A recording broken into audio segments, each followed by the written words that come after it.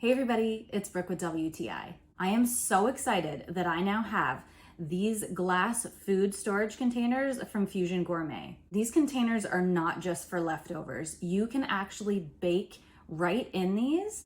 I really like to use these when I'm meal prepping for breakfast, especially these two bigger containers, because some things I really like and I don't have a lot of time to make it with my toddler. So if I can meal prep 2 at a time, I can throw one in the freezer and one in the fridge and I'll have 2 weeks worth of breakfast. I love that I'm able to use a dry erase marker on these because a lot of times I forget when I made something, or if I take it somewhere and want to make sure I bring my container back home, it's perfect for that and it wipes off super easily. It's also really great that these are dishwasher safe because if I can save myself doing dishes at all, it also saves water and a lot of time for me. If you're switching from plastic to glass storage containers and you also would like to save yourself some dishes while meal prepping, I highly recommend this set from Fusion Gourmet.